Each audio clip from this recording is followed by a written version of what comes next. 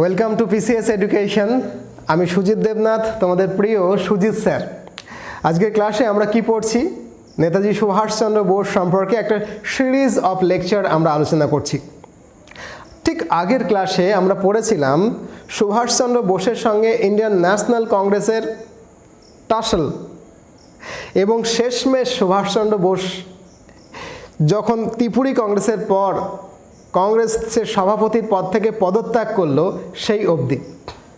তোমরা জানো যে তারপর তিনি ফরওয়ার্ড ব্লক গঠন করেছিলেন, এবং ফরওয়ার্ড ব্লক এর অ্যাক্টিভিটিসটা বেশি দিন না চলতেই তিনি দেশান্তরী হন, সুদূর জার্মানিতে যান, সেখান থেকে জাপান, এবং তারপরেই ইন্ডিয়ান ন্যাশনাল আর্মি INA তার ফরমেশন করেন বা তাতে যোগ দেন। যাই হোক, আজকের ক্লাসে আমরা ডিটেলসে আলোচনা করব INA সম্পর্কে, ইন্ডিয়ান ন্যাশনাল আর্মি সম্পর্কে, এবং যেটা পড়তে গিয়ে আজাদ হিন্দ ফোর্স এর সম্পর্কে আমার ইতিহাস চলে আসবে।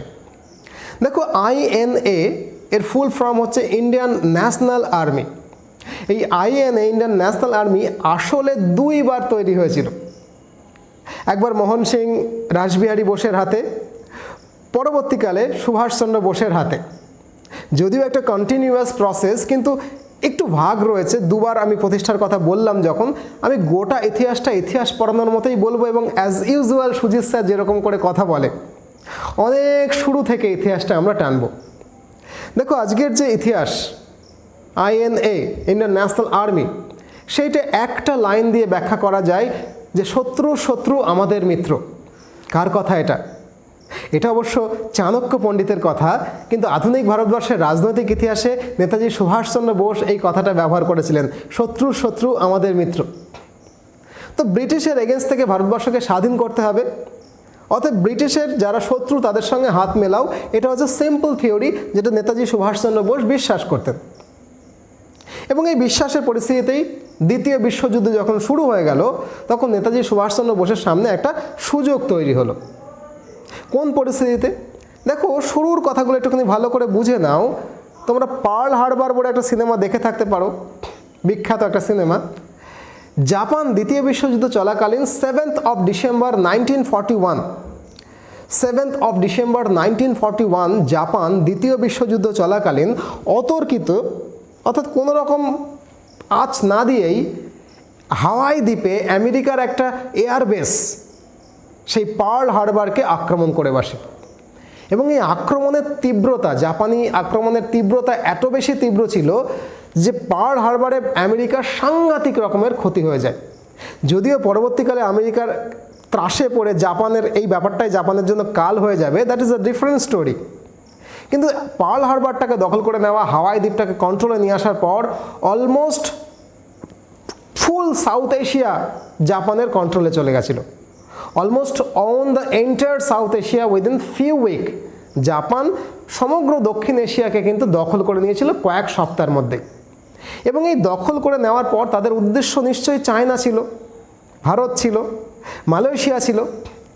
জাপানিদের উদ্দেশ্যটাও কিন্তু খুব সুন্দর ছিল না, খুব সৎ উদ্দেশ্য ছিল না। তারা আসলে ভারত, চীন, মালয়েশিয়া, সিঙ্গাপুর এই অঞ্চলগুলো থেকে ব্রিটিশ রাজকে সরিয়ে সেটাকে জাপানিজ কলোনি বানাতে সচেষ্ট ছিল। এটা তাদের মূল উদ্দেশ্য ছিল। এবং এই উদ্দেশ্য নিয়ে জাপান ব্যাংকক নামক একটা জায়গায়, তোমরা জানো সিঙ্গাপুরে ব্যাংককে IGHQ প্রতিষ্ঠা করে। IGHQটা কি? IGHQ হচ্ছে imperial general headquarters. IGHQ imperial general headquarters এর যিনি প্রধান ছিলেন তার নাম একজন মেজর, নামটা খুব জাপানিজ নাম, Fujiwara Iwaichi. Fujiwara Iwaichi, he is an Japanese major. তিনি ছিলেন chief of intelligence 15th army, 15 নম্বর আর্মির চিফ ইন্টেলিজেন্ট অফিসার, একজন মেজর। ফিউজিওয়ারার নেতৃত্বে এই IGHQ ইম্পেরিয়াল জেনারেল হেডকোয়ার্টার্স প্রতিষ্ঠা হয়েছিল। কোথায়? ব্যাংককে। যেহেতু ফিউজিওয়ারা এর নেতৃত্বে ছিলেন, সেই জন্য এটাকে বলা হতো ফিউজিওয়ারা কিরান অথবা F কিরান। এখন কথা হচ্ছে যে ব্যাংককে F কিরান এই ব্যাপারটা তৈরি করার উদ্দেশ্যটা কি? ফিউজিওয়ারার দায়িত্ব ছিল ইন্ডিয়ান ন্যাশনাল মুভমেন্টে যারা নেতৃত্ব করছে, চাইনিজ ন্যাশনাল মুভমেন্টে চাইনিজ যারা আন্দোলনকারী স্বাধীনতা সংগ্রামী তাদের সঙ্গে যোগাযোগ করা, ইন্ডিয়ান ইন্ডিপেন্ডেন্স মুভমেন্টে যে আন্দোলনকারীরা আন্দোলন করছে তাদের সঙ্গে যোগাযোগ করা, এবং অবশ্যই মালয়েশিয়ার সুলতানের সঙ্গে যোগাযোগ করা, যাতে করে তাদের সবাইকে ইংরেজদের এগেনস্টে লেলিয়ে দিয়ে সাউথ এশিয়াটাকে আমরা জাপানিজরা নিজেদের কন্ট্রোলে আনতে পারে। এই ফুজিওয়ারা দায়িত্ব পাওয়ার পর থেকেই ভারতীয় রাজনৈতিকবিদদের সঙ্গে যোগাযোগে সচেষ্ট হয়। ফিউজিওয়ারা প্রথম যে ব্যক্তির সঙ্গে যোগাযোগ স্থাপন করতে পারেন তিনি হলেন জ্ঞানী Pritam Singh. Who is this Gyani Pritam Singh? জ্ঞানী প্রীতম সিং একজন এক্স গাদারিয়ান, মানে গদর পার্টি সম্পর্কে আমি তোমাদেরকে একটা ফুল ভিডিও দিয়েছি। ওকে, এই এক্স গদরিয়ান অর্থাৎ গদর পার্টির একজন বিপ্লবী, তার সঙ্গে ফিউজিওয়ারার কিন্তু একটু যোগাযোগ হয়। জ্ঞানী প্রীতম সিং যিনি একজন গদর পার্টির বিপ্লবী ছিল, তার বন্ধু ছিলেন বন্ধু গুরুবক্স সিং। গুরুবক্স সিংয়ের সঙ্গে খুব ভালো পরিচয় ছিল মোহন সিংয়ের। এখন এই মোহন সিংকে, মোহন সিং হচ্ছে প্রিজনার অফ আর্মি, অর্থাৎ ব্রিটিশদের একজন মেজর উচ্চপদস্থ অফিসার, সামরিক অফিসার, যারা 40,000 সেনা সমেত বিভিন্ন ওয়ার ফিল্ড থেকে, ব্যাটল ফিল্ড থেকে জাপানিজদের হাতে বন্দী হয়ে যুদ্ধবন্দী অবস্থায় জাপানে রয়েছে। তো ফুজিওয়ারা জ্ঞানী প্রীতম সিংকে, জ্ঞানী প্রীতম সিং তার বন্ধু গুরুবক্স সিংকে এবং গুরুবক্স সিং মোহন সিংকে কনভিন্স করে যে যদি মোহন সিংরা চায় এই 40,000 ভারতীয় বাহিনী নিয়ে ব্রিটিশ সরকারের এগেনস্টে যুদ্ধ করে ভারতবর্ষকে স্বাধীন করতে, তাহলে জাপান তাদেরকে সাহায্য করতে রাজি। অর্থাৎ মোহন সিংকে কনভিন্স করে ফেলে ফুজিওয়ারা যে তারা যারা জাপানের হাতে বন্দি সৈন্য, তারা ভারতবর্ষের ব্রিটিশ রাজের এগেনস্টে যুদ্ধ করবে, দ্বিতীয় বিশ্বযুদ্ধে যোগ দেবে, জাপান তাকে পূর্ণ সহযোগিতা করবে। এখন তার ফলে কি হলো, মূলত মোহন সিং একজন এক্স ব্রিটিশ সামরিক নেতা, জেনারেল, যিনি কিনা ওয়ার অফ প্রিজনার ছিলেন জাপানের কাছে, জাপানের হাতে 40,000 মতো বন্দী ভারতীয় সেনাদের নিয়ে তিনি ফার্স্ট গঠন করলেন INA, ইন্ডিয়ান ন্যাশনাল আর্মি। এখন ইন্ডিয়ান ন্যাশনাল আর্মির প্রধান সর্বাধিনায়ক কে হলেন প্রথম? তিনি হলেন মোহন সিং, ক্যাপ্টেন মোহন সিং। অতএব এটা কিন্তু একবার প্রতিষ্ঠিত হলো। আরেকবার নেতাজি সুভাষচন্দ্র বোসের নেতৃত্বে হবেন, সেটা পরে বলছি, দ্বিতীয়বার। মোহন সিংয়ের সঙ্গে ফিউজিওয়ারা এবং জাপানিজ গভর্নমেন্টের সম্পর্ক প্রথম দিকে তো খুব ভালো ছিল, কিন্তু তারা যে বলেছিল যে ব্রিটিশ গভর্নমেন্টের এগেনস্টে যুদ্ধ করে ভারতকে স্বাধীন করতে হবে, এই জায়গা থেকে তারা ক্রমশ স্বীকৃতিটা দিতে চাইছিল না। মূলত মোহন সিং কিছুদিনের মধ্যেই বুঝতে পারলো জাপানিজদের আসল উদ্দেশ্যটা আসলে ভারতবর্ষকে স্বাধীন করা নয়। তারা এই 40,000 বাহিনীর ট্রুপটাকে জাপানিজরা নিজেদের যুদ্ধে ব্রিটিশদের এগেনস্টে ব্যবহার করবে, এবং আসল উদ্দেশ্যটা বোধহয় ভারতকে জাপানিজ কলোনি বানিয়ে নেওয়া। অর্থাৎ এই বোধটা যখন মোহন সিংয়ের এলো, তখন কিন্তু মোহন সিং তার জায়গা থেকে পদত্যাগ করলেন। আর মোহন সিং পদত্যাগ করলেই 29শে ডিসেম্বর 1942 সালে জাপান মোহন সিংকে গ্রেপ্তার করলো এবং তাকে জেলে দিয়ে দিল। ওয়ার অফ প্রিজনার যেমন ছিল তেমন দিয়ে দিল। এই সময় জাপানিজরা কিন্তু আবার এই যে ইন্ডিয়ান ন্যাশনাল আর্মি যেটা ফর্ম হয়েছিল সেইটাকে মুভ করার জন্য খুব সচেষ্ট হলো, এবং এই সময় থেকে তারা ক্রমশ বুঝতে পারছে যে না, ওই রকমভাবে ভারতীয়দেরকে যদি বলি যে না হ্যাঁ আমরা তোমাদের স্বাধীনতা যুদ্ধে সাহায্য করব, কিন্তু না যদি করি তাহলে কি বিশ্বাস ভাঙা হয়ে যাবে, ভারতীয়রা কোনোদিনই জাপানিজদের পক্ষে আসবে না। সেই সময় কিন্তু জাপানিজদের অবস্থাও একটুখানি খারাপের দিকে যাচ্ছে, তার কারণ আমেরিকা যুদ্ধে যোগ দিয়ে দিয়েছে। পার্ল হারবার আক্রমণ করে যে ভুলটা জাপান করেছিল তার খেসারত কিন্তু দিতে হচ্ছে।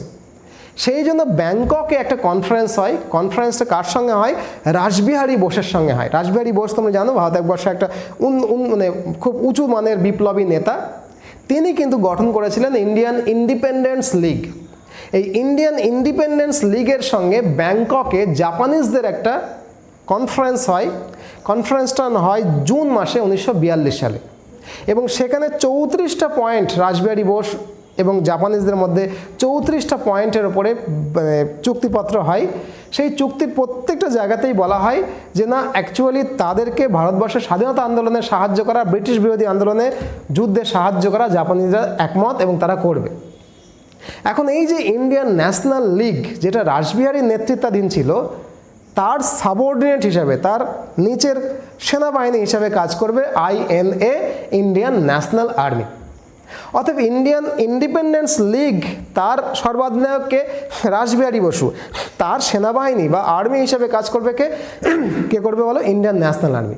তাহলে মোহন সিংকে গ্রেপ্তার করেছে, তাহলে এইবার ইন্ডিয়ান ন্যাশনাল আর্মিটা দেখো চলে এলো কার আন্ডারে? রাসবিহারী বোসের আন্ডারে চলে এলো। এই সময় ক্লিয়ার হলো রাসবিহারী বোসের সঙ্গে চলে আসার পরে তুমি বলতে পারো এটা সেকেন্ড টাইম ইন্ডিয়ান ন্যাশনাল আর্মির প্রতিষ্ঠিত হলো। দেখো প্রতিষ্ঠিত তো আগেই ছিল, কিন্তু এবার রাসবিহারী বোসের আন্ডারে এলো, এবার নেতাজি সুভাষ বোসের আন্ডারে আসবে, পরে বলছি। এখন বুঝতেই পারছো এই সময় বেশিরভাগ নেতাই যারা ইন্ডিয়ান ন্যাশনাল লীগের ইন্ডিপেন্ডেন্স লিগে ছিল তারা কিন্তু সরে যায় রাসবিহারী বোসের থেকে। তারা স্পষ্ট বুঝতে পারে যে জাপানিজদের উদ্দেশ্য খুব একটা ভালো নয়, তারা কিন্তু বিট্রে করবে, ভারতবর্ষের দখল নেওয়া উদ্দেশ্য তাদের, ভারতীয়দের সাহায্য করা তাদের মোটেও উদ্দেশ্য নয়। কিন্তু শেষ অবধি রাসবিহারী বোস ডিসেম্বর 1942 থেকে ফেব্রুয়ারি 1943 সাল পর্যন্ত, মানে যতদিন না নেতাজি সুভাষ বোস আসছেন ততদিন এই ইন্ডিয়ান ইন্ডিপেন্ডেন্স লীগ এবং ইন্ডিয়ান ন্যাশনাল আর্মিতে ধরে রাখেন। 15th of February 15ই ফেব্রুয়ারি 1943 সালে ইন্ডিয়ান ন্যাশনাল আর্মির পদে কে ছিলেন? প্রধান যিনি ছিলেন lieutenant colonel MZ Kiran. Chief general staff কে ছিলেন? চিফ জেনারেল স্টাফ হলেন লেফটেন্যান্ট কর্নেল শাহনওয়াজ খান এবং মিলিটারি সেক্রেটারি হলেন মেজর PK সেহগাল। তাহলে বুঝতে পারছো যে ফেব্রুয়ারি মাস অবধি রাসবিহারী বোস এটাকে ধরে রেখেছিলেন। 15th of February এটা পুরো দমে একটা আর্মি হয়ে গেল এবং ভারতের এগেনস্টে, ব্রিটিশদের এগেনস্টে যুদ্ধ হবে। তার জন্য পদে বসলো কে? মাথার ওপরে থাকলেন ইন্ডিয়ান ইন্ডিপেন্ডেন্স লীগের মাথায় থাকলেন রাসবিহারী বসু। ইন্ডিয়ান ন্যাশনাল আর্মিটা, রাসবিহারী বসু তো বুঝতে পারছো মিলিটারি ব্যাকগ্রাউন্ড তো নয়, তিনি সরকারের প্রধান হিসেবে থাকলেন, লীগের প্রধান হিসেবে। আর মিলিটারি যেটা আর্মি, ইন্ডিয়ান ন্যাশনাল আর্মি, তার প্রধান হলেন কে? Lieutenant colonel MZ Kiran. Chief secretary of staff হলেন লেফটেন্যান্ট কর্নেল শাহনওয়াজ খান এবং মিলিটারি সেক্রেটারি হলেন মেজর PK সেহগাল। অর্থাৎ এই সময় 15th of February 1943 পর থেকেই ইন্ডিয়ান ন্যাশনাল আর্মি কিন্তু মোটামুটি একটা ফরম্যাটে এলো, এই জন্য এটাকে সেকেন্ড ফাউন্ডেশন আমি বলছি। এবং এই সময় কিন্তু তারা ভারতবর্ষে আক্রমণের জন্য প্রস্তুতি নিচ্ছিল। কিন্তু সেই সময় জাপানিজরা বুঝতে পারলো যে শাহনওয়াজ খান, রাসবিহারী বসু এরা কিন্তু মাস লিডার নয়। অর্থাৎ এরা যদি 40,000-এর বাহিনী নিয়ে ভারত আক্রমণও করে, ভারতের আপামর জনগণ, ভারতীয়রা ভেতর থেকে কিন্তু ভারতীয়রা এই বাহিনীকে সমর্থন করবে না। অর্থাৎ আমাদের কাছে তো বাহিনী রেডি আছে, কিন্তু বাহিনীর এমন একজন মুখ চাই যে মুখটাকে মানুষ গ্রহণ করবে, যে ইনি ভারতবর্ষকে স্বাধীন করবার জন্য আসছেন, একটা সর্বভারতীয় মুখ, যেটা আপামর ভারতবাসী তাকে চেনে, পরিচিত মুখ, তাকে সমর্থন করবে, অর্থাৎ জাপানিজদের সমর্থন করবে। ওটা জাপানিজ আর্মি ভাববে না, বিশ্বাসযোগ্যতার জায়গা তৈরি হবে। তো এই সময় ভারতবর্ষের ইতিহাসে ঘটনাক্রমগুলো তোমাদের আগের ক্লাসে আমি পড়িয়েছি। 1939 সালে ত্রিপুরী কংগ্রেসে কী হয়েছে? ত্রিপুরী কংগ্রেসে নেতাজি সুভাষচন্দ্র বোস, যিনি আগেরবার কংগ্রেস প্রেসিডেন্ট ছিলেন, দ্বিতীয়বার প্রেসিডেন্ট নির্বাচিত হলেন অনেক ভোটেই।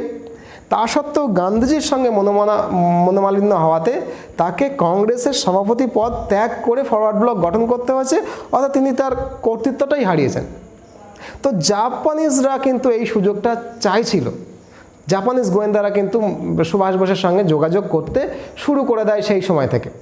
তো এই সময় থেকে জাপানিজ গোয়েন্দারা, জার্মান গোয়েন্দারা সুভাষ বোসের সঙ্গে এই ঘোট পাকাচ্ছে, এটা টের পাওয়ার পরে, অথবা ওই অভিযোগে নয়, কিন্তু সামনের অভিযোগটা কী করা হলো যে ফরওয়ার্ড ব্লকের অ্যাক্টিভিটিসের জন্য তাকে জেলে দিয়ে দিল। আসলে কিন্তু যে ঘোট পাকাচ্ছে এটা ব্রিটিশরা কিন্তু টের পাচ্ছিল। ফরওয়ার্ড ব্লকের কার্যকলাপের জন্য নেতাজি সুভাষ বোসকে জেলে দিয়ে দিল এবং জেলে যাওয়ার পর তিনি অনশন করতে শুরু করলেন যে আমাকে কেন তুমি নিয়েছো। অসুস্থ হয়ে পড়লেন এবং অসুস্থ হওয়ার জন্য জেলের মধ্যে যদি নেতাজি সুভাষচন্দ্র বোস অসুস্থ হয়ে মারা যায় তো ধুম মাচে যাবে না গোটা ভারতবর্ষে, ইংরেজ বিপদে পড়ে যাবে। সেই জন্য তাকে করলো কি, ছেড়ে দিয়ে বাড়িতে অন্তরীণ রাখলো। বাড়িতে নজরবন্দি করে রাখলো।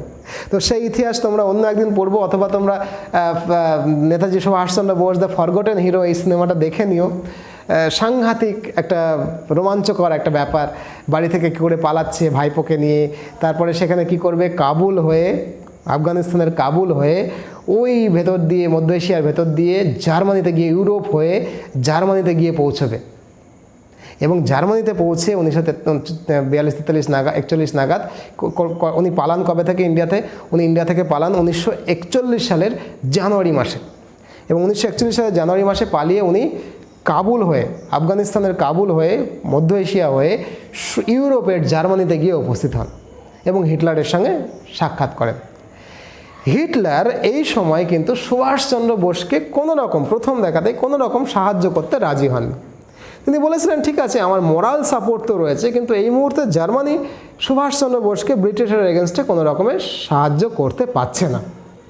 তো যদি সিনেমাটা দেখে থাকো, দেখো জার্মানি থেকে সাবমেরিনে করে, বুঝতে পারছো তখন একটা উত্তাল ব্যাপার, দ্বিতীয় বিশ্বযুদ্ধ চলছে, রোজ সাবমেরিন ডুবছে, জাহাজ ডুবছে, বোম পড়ছে, মিসাইল ছোড়া হচ্ছে, বোম রাখা হয়েছে সমুদ্রের মধ্যে, ব্লাস্ট হচ্ছে।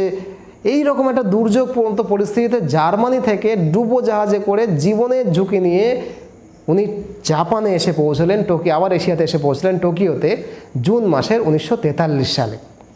টোকিওতে আসার পর তিনি জাপানিজ যিনি প্রাইম মিনিস্টার 1943 সালে জুন মাসে, তার সঙ্গে মিট করলেন। তোজো সেই সময় ছিলেন জাপানিজ প্রাইম মিনিস্টার, এবং জাপানিজ প্রাইম মিনিস্টার বললেন, yes mister Bose, I have full support, আপনার জন্য তো সব কিছু রেডি আছে, আপনি ইংরেজের এগেনস্টে শুধু যুদ্ধটা ঘোষণা করে দিন।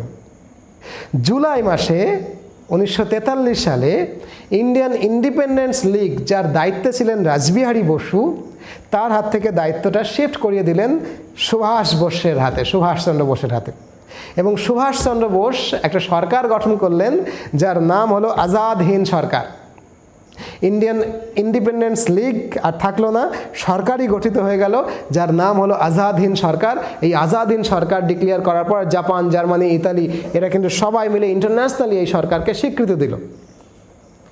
1944-এর মে মাসে আজাদ হিন্দ ফোর্স, যেটা আসলে ইন্ডিয়ান ন্যাশনাল আর্মি, তার নাম পাল্টে দিলেন আজাদ হিন্দ সরকার, আর ইন্ডিয়ান ন্যাশনাল আর্মিটা তখন নাম পাল্টে হয়ে গেল আজাদ হিন্দ ফোর্স।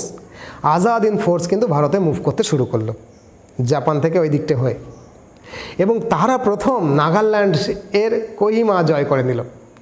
নাগাল্যান্ডের কোহিমা জয় হলো 1944 সালের মে মাসে। জয় হওয়ার পরে কোহিমাতে Netaji Subhas Chandra Bose first time in the soil of India তিরঙ্গা ওড়ালেন, এবং সেখান থেকে তিনি ইম্ফল প্লেন মানে পাহাড় থেকে নিচে, কোহিমা তো পাহাড়ের ওপরে, ইম্ফল প্লেনের দিকে মার্চ করে আসতে শুরু করলেন। গোটা ভারতবাসীর মধ্যে সেই সময় অত্যন্ত চাঞ্চল্য তৈরি হয়ে গেল। Yes, someone have come to save us and he is Netaji Subhas Chandra Bose. মানুষের সমর্থন, কোহিমা নাগাল্যান্ডের মানুষের সমর্থন, নাগাল্যান্ডের রানী সুভাষকে সমর্থন করলেন না, হাজার হাজার মানুষ তার সেনাবাহিনী যোগ দিতে শুরু করলেন, এবং তিনি ভারতীয়দের নিয়ে সেনাবাহিনী গঠন করতে শুরু করলেন। অনেকগুলো বাহিনী হলো, আমি নাম বলছি, তার মধ্যে উল্লেখযোগ্য বাহিনীর নাম হচ্ছে ঝাঁসির রানী লক্ষ্মীবাইয়ের নাম অনুসারে ঝাঁসি রেজিমেন্ট। লক্ষ্মী স্বামীনাথন বলে একজন সোলজার, মেজর, সে তাকে নেতৃত্ব করছিলেন। এটা ছিল এশিয়ার প্রথম ওমেন রেজিমেন্ট। এই সময়ে বার্মাতে 4th of July 1944 সালে, 4th of July 4ই জুলাই 1944 সালের 4th of July বার্মাতে Netaji Subhas Chandra Bose সেই বিখ্যাত রাজনৈতিক স্লোগানটা বলেছিলেন, give me blood and I shall give you freedom. তোমরা আমাকে রক্ত দাও, আমি তোমাদেরকে স্বাধীনতা দেব। এই কথা ভারতবর্ষের ইতিহাসে, ভারতবাসীর বুকে আগুন ধরিয়ে দিয়েছিল। ইয়েস, রক্ত দিতে হবে, নইলে স্বাধীনতা পাওয়া যাবে না। আজাদ হিন্দ গভর্নমেন্ট, ভারতবর্ষের মাটি তখন তাদের সরকার, দিল্লি চলো বলিনি, সেইখানে তারা কারেন্সি তৈরি করলেন, পোস্টাল স্ট্যাম্প তৈরি করলেন, কোর্ট তৈরি করলেন, সিভিল কোড তৈরি করলেন, এবং এই সরকারকে রিকগনাইজ করছেন কারা? জার্মানি, জাপান, ইটালি, যারা আমেরিকা ব্রিটিশের এগেনস্টে। এই সময়ের মধ্যে 44 সালে তোমরা জানো যে জাপান আন্দামান এবং নিকোবর দ্বীপপুঞ্জ দখল করেছিল, এবং তার সেই দখল করার পরে যে আন্দামান নিকোবর দ্বীপপুঞ্জের নেটিভ যারা, তাদের উপরে জাপানিজ সৈন্যরা কিন্তু অত্যাচার চালাচ্ছিল। সুভাষচন্দ্র বোস নিকোবর এবং আন্দামান ভিজিট করেন 1944 সালে, এবং ভিজিট করার পরে তাদের অনুরোধ করেন যে জাপানিজদের, আপনারা এই দেশের, আমাদের দেশের লোকের উপরে কেন অত্যাচার করছেন, লিভ ইট। জাপানিজরা বোঝে এবং আন্দামান এবং নিকোবর দ্বীপপুঞ্জকে সুভাষচন্দ্র বোসের হাতে দিয়ে দেয়। সুভাষচন্দ্র বোস তার নাম পাল্টে রাখে স্বরাজ দ্বীপ এবং শহীদ দ্বীপ। আন্দামান এবং নিকোবর দ্বীপপুঞ্জের নাম যথাক্রমে পাল্টে রাখে স্বরাজ দ্বীপ এবং শহীদ দ্বীপ। তার মানে আন্দামান নিকোবর দ্বীপপুঞ্জ কিন্তু আজাদ হিন্দ বাহিনীর পক্ষে মাটি হয়ে গেল, মানে সেটাও কিন্তু তার রাজত্বের, তার রাষ্ট্রের মধ্যে পড়ে গেল। এই সময় প্রচুর মানুষ তার সঙ্গে যোগ দিচ্ছিল। Nehru brigade, Gandhi brigade, Azad brigade, Netaji Subhas Chandra brigade, এটা যদিও সৈন্যদের ইচ্ছা অনুযায়ী করেছিলেন। বিভিন্ন রাজনৈতিক ন্যাশনাল লেভেলে যারা স্বাধীনতা সংগ্রামী, তাদের নামে এক একটা ব্রিগেড তৈরি হয়েছিল। Gandhi brigade, Nehru brigade, Maulana Azad brigade, Netaji brigade. এবং এই সময় থেকে নেতাজি সুভাষচন্দ্র বোস ভারতীয় জনমানসে তাদের একাত্ম তৈরি করতে, আজাদ হিন্দ ফোর্সকে সমর্থন করবার জন্য বক্তৃতা করতে শুরু করেন। এই রকমই একটা সময় 6 জুলাই 1944 সাল সিঙ্গাপুর রেডিও থেকে তিনি ভাষণ দিচ্ছিলেন। সেই ভাষণ চলাকালীন গান্ধীজিকে তিনি ফাদার অফ নেশন বলে রিকগনাইজ করেন ফর দ্য ফার্স্ট টাইম। তিনি জাতির জনক, এবং তিনি ব্লেসিং আশা করেন, বলেন আমাকে হে জাতির জনক, আজাদ হিন্দ ফোর্সকে আপনি আশীর্বাদ করুন, আপনার আশীর্বাদের হাত আজাদ হিন্দ বাহিনীর সমস্ত সৈন্যের মাথায় থাকুক। গান্ধীজিও একটু দুর্বল হয়েই গেছিল, বুঝেছো, যদিও গান্ধীজি বুঝলেন যে না, জাপানিজদের উদ্দেশ্য ঠিক নয়, ঠিক কি ভুল জানি না। আসলে নেতাজি সুভাষচন্দ্র বোস ভারতবর্ষের ইতিহাসে মহাভারতের কর্ণের মতো, তার সমস্ত প্রতিভা ছিল, দেশ স্বাধীন করার ক্ষমতা ছিল, অনেকটা পথ এগিয়েও গেছিলেন, কিন্তু পারেননি। এই সময় আমেরিকা প্রচণ্ড দাপটের সঙ্গে যুদ্ধ করছে, জাপানিদের অবস্থা ক্রমশ খারাপ হচ্ছে। জাপানের হিরোশিমা, নাগাসাকিতে দুটো পরমাণু বোমা বিস্ফোরণ হয়ে গেছে। জাপান আমেরিকার সামনে হাঁটু মুড়ে বসে পড়েছে। Indian national army, Azad Hind force, Subhash Chandra বোসের দিল্লি চলো যে ডাক, তার যে আক্রমণ, তার সমস্ত বৃথা হয়ে যায়। যুদ্ধবন্দী হয়ে যেতে পারেন, ব্রিটিশ সৈন্যের হাতে ধরা পড়ে যেতে পারেন। এই ভয়ে দলকে, সেনাবাহিনীকে নতুন করে সংঘবদ্ধ করার জন্য তিনি বিমানে উঠেছিলেন, এবং বিমানে উঠে কোথায় যান, কিভাবে মারা যান, তার ইতিহাসটা তো আজও অজানা। পরবর্তীকালে জানো যে জাপান ফল করে যাওয়ার পরে আজাদ হিন্দ ফোর্সের সমস্ত সেনা ব্রিটিশদের কাছে আত্মসমর্পণই করে, এবং সেই সেনাকে নিয়ে এসে দিল্লির লাল কেল্লায় the great trial against Indian national Army শুরু হয়। বিচারে অনেকের ফাঁসি হয়, ইত্যাদি ইত্যাদি হয়। এই ব্যর্থতার ইতিহাস, সেই ট্রায়ালের ইতিহাসটা আমরা পরের নেক্সট ক্লাসে পড়ব। So this is a long story I told you my dear. যদিও গল্প কথা আর অনেক বলা যেত, কিন্তু ইনফরমেশনসগুলোই ইম্পর্ট্যান্ট। তোমরাও নিজেরা বই পড়ো এবং গল্পগুলোকে মাথার মধ্যে সাজাও। আজকের ক্লাসটা এই পর্যন্তই। যদি ভালো লাগে ভিডিওটা লাইক করো, কমেন্ট করতে ভুলো না। আর WBCS-এর জন্য নতুন ব্যাচ আমাদের শুরু হয়েছে, সেই ব্যাচে যদি জয়েন করতে চাও তাহলে এখানে যে ফোন নাম্বার আসছে সেই ফোন নাম্বারে ফোন করে আমাদের সেক্রেটারিকে জিজ্ঞেস করো যে কীভাবে সুজিত স্যারের নতুন WBCS ব্যাচে জয়েন করা যাবে। সেখানে আরও টিচাররা কিন্তু রয়েছে, তারাও পড়াবেন। খুব ভালো থাকো, ভীষণ ভালো থাকো। খুব শীঘ্রই আবার নতুন ভিডিও নিয়ে তোমাদের সঙ্গে দেখা হচ্ছে। আপাতত এই পর্যন্তই। Tata, by.